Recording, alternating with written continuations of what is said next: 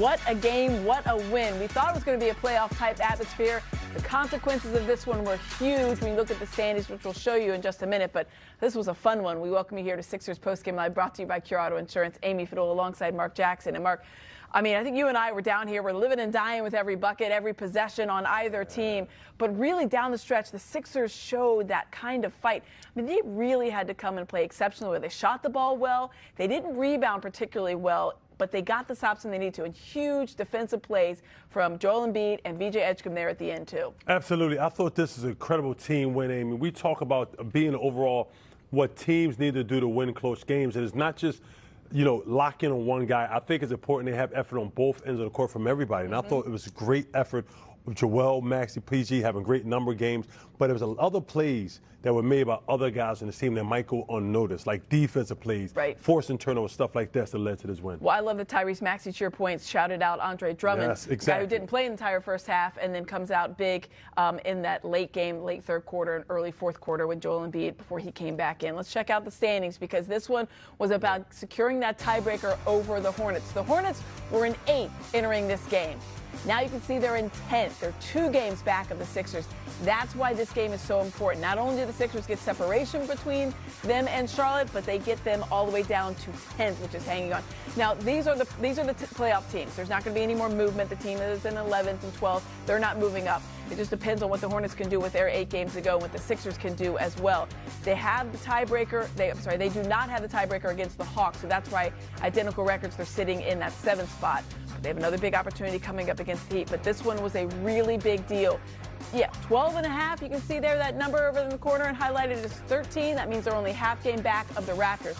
So if they can get up to that point, that would be huge. You'd love to get above that line and secure yourself in that playoff position rather than the play-in tournament. But this was a really big game. Joel Embiid had that big block at the end on Miller on the three-pointer, which would have tied it. Before that, you saw VJ Edgecombe have really good defense on LaMelo Ball. That created a turnover that led to Tyrese Maxey driving and getting those free throws. But it really is a team effort in a game like this. And it seems weird, I know, for people who are just tuning in and maybe aren't familiar with the Hornets. The Hornets came in as one of the hottest teams since January 1st. That starting lineup that started tonight for Charlotte was 27-5. Think about that. They were 27-5. They were one of the best records since January 1st. So it's a pretty big sample size, and they had won 5 in a row. The Sixers needed everybody to come out in this one, and they did. Paul George, Joel Embiid, Tyrese Maxey back after missing 10 games. Those guys combining for 81 points. Absolutely. Them 3 guys came through tremendously. Paul George come back with a double-double, if I'm not mistaken. You know, these guys really look like a well-oiled machine, Amy. The way everyone contributed, but those 3 right there, they had their stretches. Yeah. Paul George is, to me, Paul George, even though he finished at 26, he was a silent assassin tonight because his plays weren't as big. But then you look at the stats, 26 points, 13 rebounds. You said, well, where did he get that from? I don't remember this. I don't remember that. But he still came through, and Joel and Maxey is doing what they do. Especially him out there late. He had already picked up his 5th foul, so you wondered if he was going to be out there late, but they needed him at crunch time, and he came up big. He had a big 3. But let's show you how this one came down to the wire. It is our Colonial year. And it has to be said so because of what it meant in the standings and what it means to have everybody back with now 8 games to go. Let's check in with Nick Nurse after his team's win in Charlotte. Just in that fourth quarter when you guys really came on, just what specifically ignited that? I mean, we could talk about a lot of individual performances, but just what do you think collectively sort of allowed you guys to really make your charge in the final period? Well, we hung in there till the 4th. I thought we took a couple massive scoring runs from them and didn't, let that kind of answered back there pretty quickly and hung in there. But I think 0 offensive rebounds in the 4th, right? It's huge. I thought Drum came in and gave us a big lift there. I thought Paul George was getting some big rebounds late. Tyrese got a few, and then we were just that helped us because we were getting stops. They shot a pretty low percentage most of the night, so there was going to be a lot of rebounds to get, and we just couldn't get them there in the first 3 quarters. But cleaned it up, and then that obviously kept the score low for them.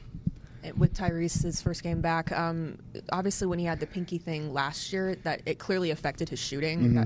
To see that, at least today, it did not. How encouraging is that moving forward? That it seems like he can sort of get right back into it.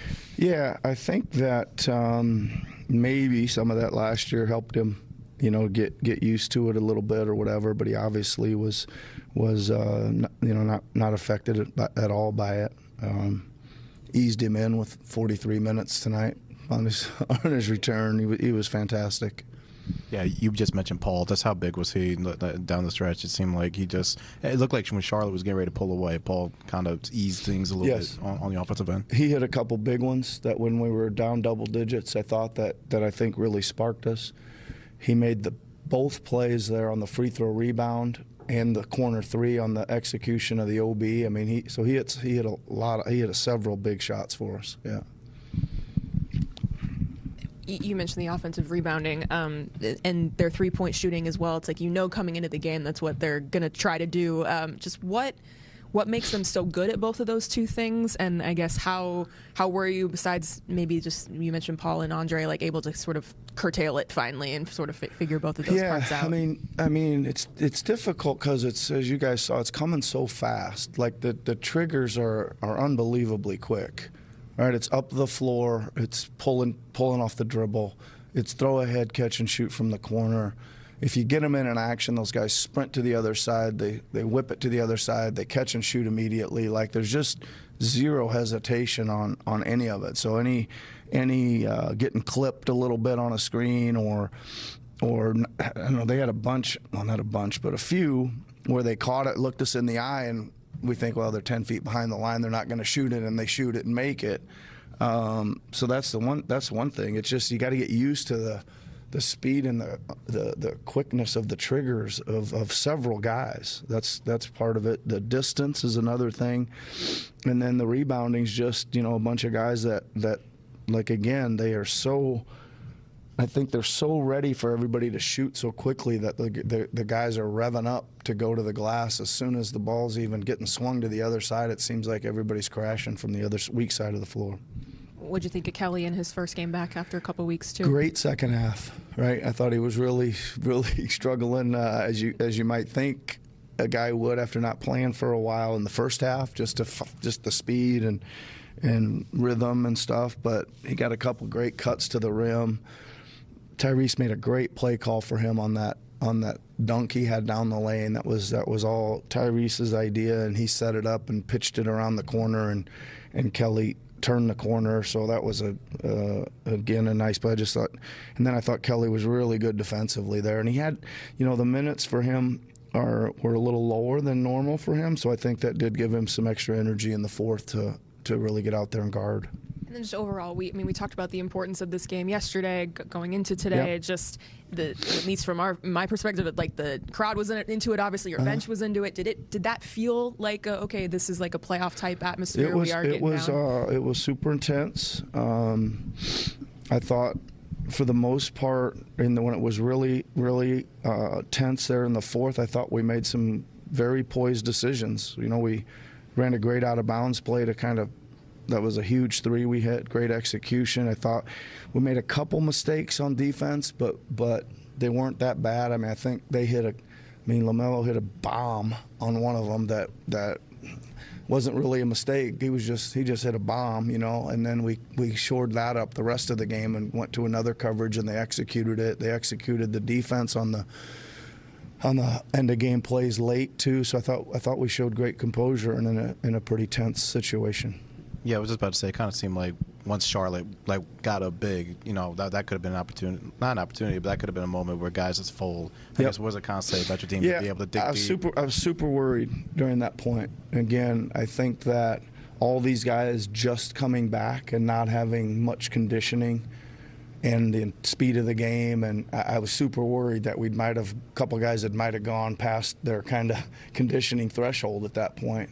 And I got super worried, but again, I think a couple of Paul threes kind of reignited the group. We had a couple quick subs. Those guys went in and did a nice job of playing hard and giving those guys a little bit of a break. And then just what did you think of VJ's night? It just kind of seemed like, again, he was able to shake off a slow start and still be able to give you guys such a big impact, really on both ends. Yeah, pretty good night for him. I think the biggest thing he did is he hit a huge three out of the timeout. That really was big. Would have liked him to rebound a little bit more because he's one of our best at coming flying from the outside to kind of grab those, but he was super solid. Got in a little foul trouble, so his minutes were down, but he was really solid and like hardly any mistakes. Yeah. Nick, to see you guys whole, and it hasn't been like this all year. I mean, what kind of relief does that bring in? Do you still have enough time to get these guys acclimated for the postseason to bring your team in whole? I mean, I think we're going to find out, right? I mean, it's pretty short, 8 games to go. Kind of glad that we had to push the minutes out a little bit tonight with these guys just to see where they're at.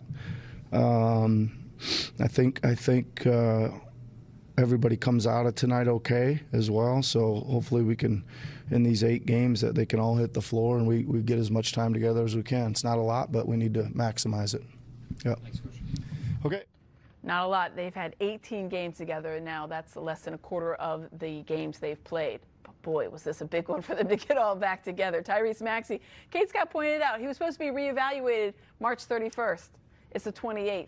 Reevaluated on the 31st, and he's back. And normally, what did we think about that when we first heard that? But if they say the 31st, he probably went back for another week after second, that. Maybe only like 6 games ago. He came back a little bit earlier than that timeline, and he said it. Listen, his legs were great, finger felt okay. That's really all that matters. And he scored 26 points, helped the Sixers get their 41st win of the year, and get a huge tiebreaker over a team that's trying to chase them down in the standings. Absolutely. I love the effort. Everyone, they're on a mission, Amy. And I think you heard Kelly Oubre's interview yesterday about how long as he can play, nobody was stopping him from playing. Then you see how Maxey, I wanted to play, they found him to guys understand the mission, and they all want to be part of it. I love that. Yeah, they know it's a stretch run that's going to secure their spot wherever it's going to fall, whether it's in the playoffs or in the play-in. They'd love to get up to that 6th or 5th spot. We'll talk about that and check in on the contributions of Joel Embiid, Tyrese Maxey, VJ Edgecombe, Paul George, Kelly Oubre, everybody helping. And this one is a complete Sixers win as we clap your hands